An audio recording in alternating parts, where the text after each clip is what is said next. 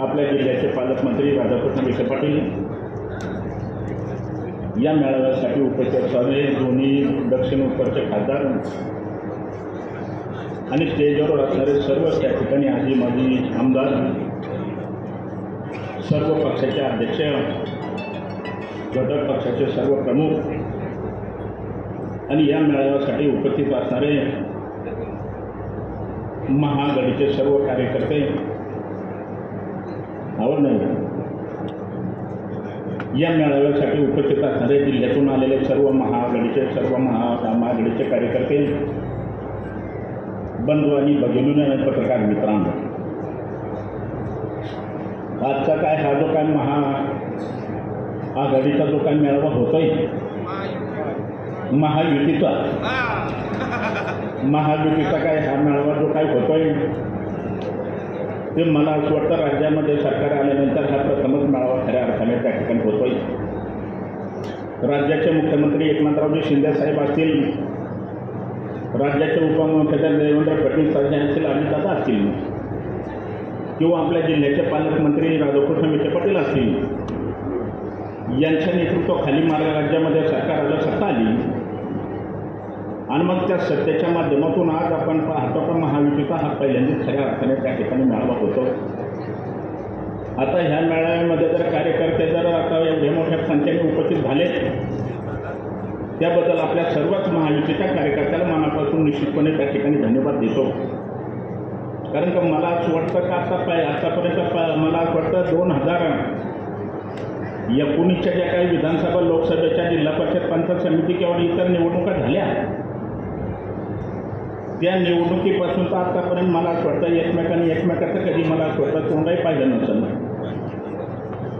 परंतु आज मात्र राज्यामध्ये सरकार आल्यानंतर, सत्ता आल्यानंतर पहिल्यांदाच मला असं वाटतं आपल्याला सगळ्याला एकत्र येण्याचं काम निश्चितपणे त्या ठिकाणी करावं लागत आहे.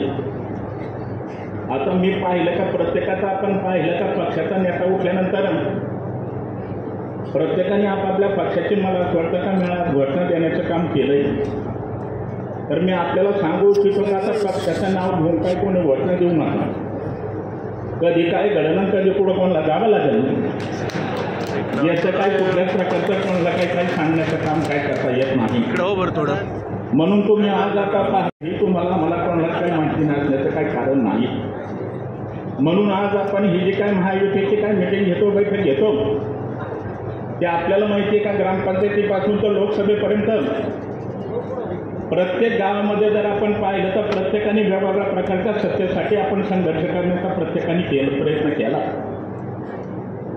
मग आता ज्या पक्षाला आपल्याला माहिती आहे का आपली ग्रामपंचायत आली पाहिजे, सोसायटी आली पाहिजे, जिल्हा परिषद, पंचायत समिती आली पाहिजे, नगरपालिका आली पाहिजे, याच्यासाठी आपण आपल्याला माहिती आहे का सगळ्यांनी प्रयत्न केला, संघर्ष केला. आणि आज मात्र आता आपल्याला सगळ्यालाच आपल्याला माहिती आहे का एकत्र यावं नाही याचं काम करावं लागलं. त्यामुळे एकमेकांबद्दल आपल्याला माहिती आहे का आता एकत्र लगेच एका दिवसामध्ये आल्यानंतर काही लगेच सगळ्याच्या त्या ठिकाणी एकमेकाचा जो मतभेद झाले ते मला असं वाटतं का आता लगेचच त्या ठिकाणी काही मला असं वाटतं संपण्याचं काम होणार नाही. परंतु मी आपल्याला सगळ्याला एक विनंती करतो, आता मागच्या आपण 3 वर्ष राज्यामध्ये सरकार नव्हतं, सत्ता नव्हती, तो काळ आठवा. आणि आज राज्यामध्ये आपल्याला माहिती आहे का सरकार आल्यानंतर, सत्ता आल्यानंतर त्याचे परिणाम काय होतो हे प्रत्येक कार्यकर्त्याला लक्षात येण्याचं काम, होण्याचं काम निश्चितपणे त्या ठिकाणी होईल. कारण का आपण जिल्हा परिषदमध्ये एकमेकाशी संघर्ष केला, ग्रामपंचायत, सोसायटीशी एकमेकाशी संघर्ष केला, आणि आज आता आपल्याला माहिती आहे का राज्याचे मुख्यमंत्री, उपमुख्यमंत्र्यांनी महाराष्ट्रभर आपल्याला मेळावे घेण्याचा आणि आपल्याला आदेश देण्याचं काम केलं आहे. मग आता पहिला मेळावा आपण आपल्या पातळीवर घेण्याचा निर्णय करण्याचं काम सांगितलं. आणि मग आता पहिल्या मेळाव्यामध्ये आता कोणाची नाराजी आहे, कोण रुसतंय, कोण फुकतंय, कोण काही नाराजी व्यक्त करताय, ती एकदा मला असं वाटतं ते मंडळी सगळे आपल्याला समजून घेतील. आणि मग ज्या ज्या पक्षाच्या पातळीवर मला असं वाटतं काही थोड्या कार्यक्रमामध्ये कुजबुद्ध असली तर त्या पक्षाचे नेतेगण आपल्याला सगळ्याला चर्चा करतील, विचारात घेतील. आणि आपल्याला तुम्हाला सांगतो का एकत्र मतभेद मिळून एकत्र राहण्याचा निर्णय मला असं वाटतं लवकरात लवकर घेण्याचं काम करतील.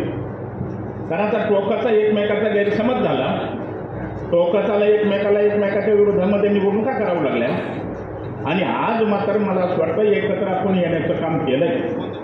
केवळ त्याचं कारण एकच आपल्याला माहिती आहे का, देशाचे पंतप्रधान नरेंद्र मोदीला आपण 2 वेळेला निवडून दिलं. त्यांच्या नेतृत्वाखाली आपण देशामध्ये सरकार आणलं, सत्ता आणली आणि या वेळेला मात्र आपल्याला हॅट्रिक करायची.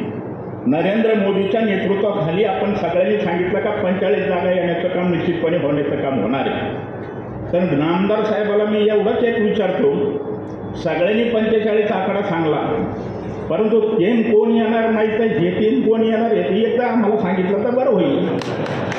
कारण ती काय मला काय लक्षामध्ये काय कुठल्या प्रकारची गोष्ट काय आलेली नाही. आपण 45 जण प्रत्येकाच्याच भाषणामधून शिंदेसाहेब आम्ही ऐकतोय.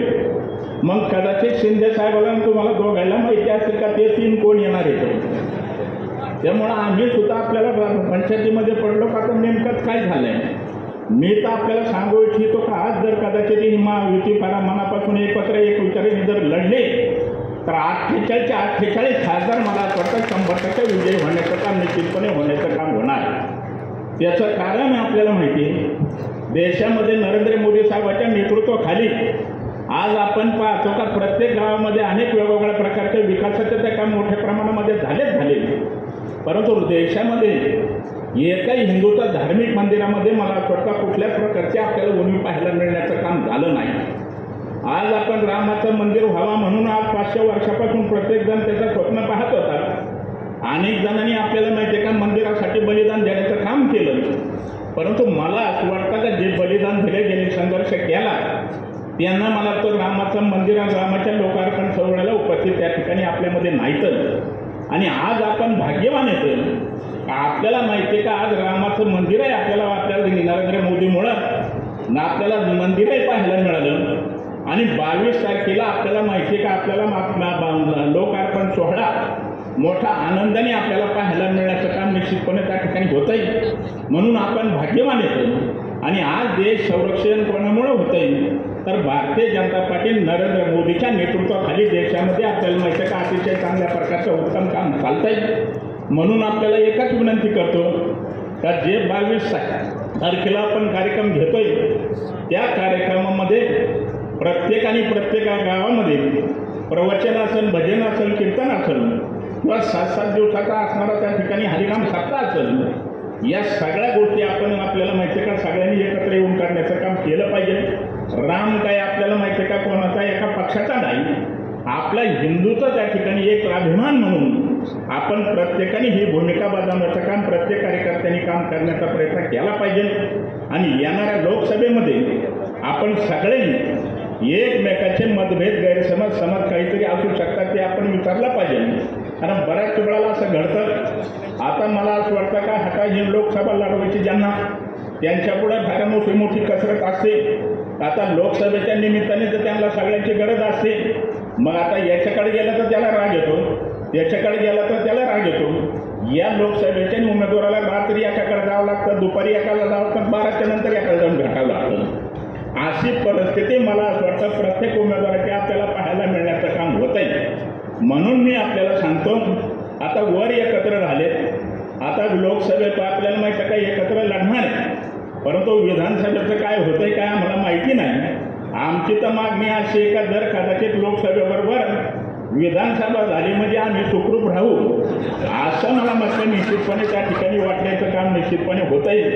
त्याचं कारण मी काय असं म्हणत नाही, परंतु मोदींच्या नेतृत्वाखाली आम्हालाही मला असं वाटतं का आमच्या मोफत लोकसभेच्या निवडणुकीबरोबर खानदारकी जर झाली तर मला असं वाटतं सोपं काम होईल ही अपेक्षा या निमित्ताने त्या ठिकाणी करतो. आणि नामदार साहेबाला एकच विनंती करतो, आपल्या राज्याचे नेते देवेंद्र फडणवीस साहेबाला सांगा, मोदी साहेबाला सांगा, शहा साहेबाला सांगा का महाराष्ट्राची आणि देशाची निवडणूक एकाच वेळाला घेण्याचं काम करावा. हे अपेक्षा ह्या कार्यक्रमाच्या निमित्ताने त्या ठिकाणी आपल्याला घेतो. आज आपण पाहतो का सरकार आल्यानंतर सत्ता आल्यानंतर एकही गाव असं नाही, नामदार साहेबाच्या माध्यमातून आपण पाहतो अनेक वेगवेगळ्या प्रकारचे विकासाचे काम आपल्याला पाहायला मिळतात आणि मोठ्या प्रमाणामध्ये विकास आपल्याला माहिती का होण्याचं काम होतंय.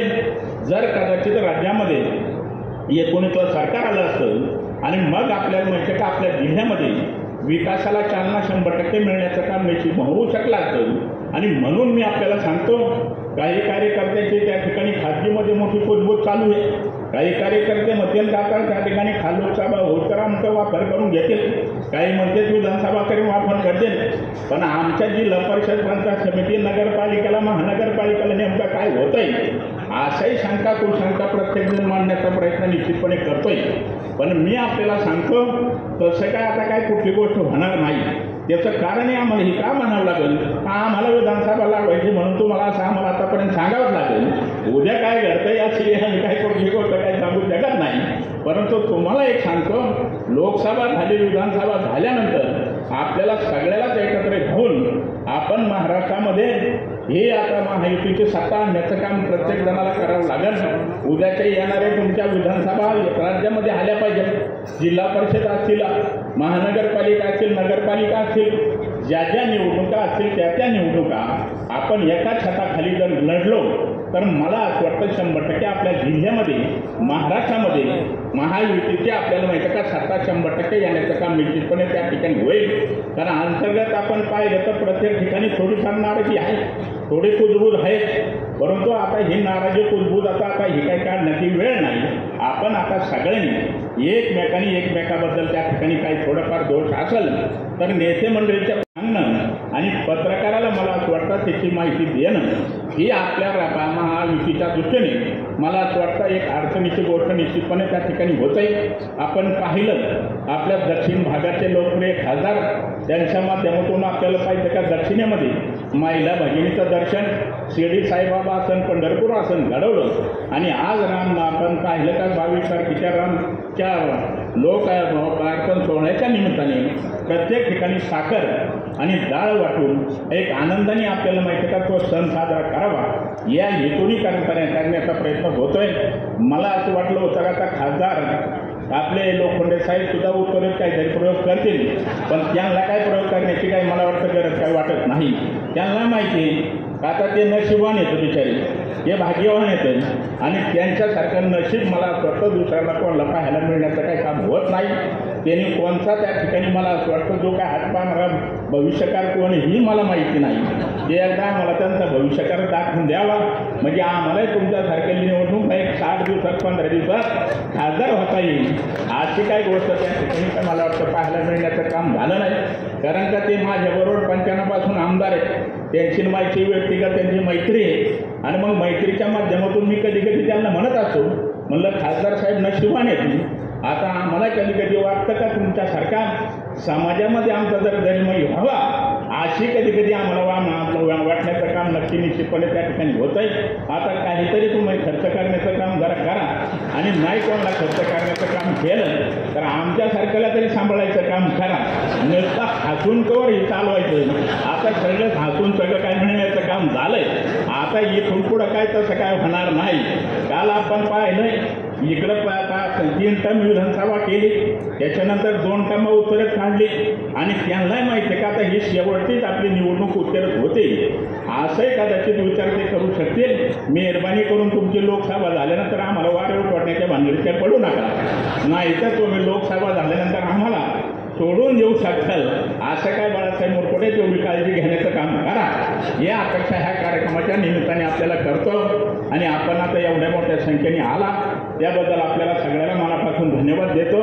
मला असं वाटतं हा मेळावा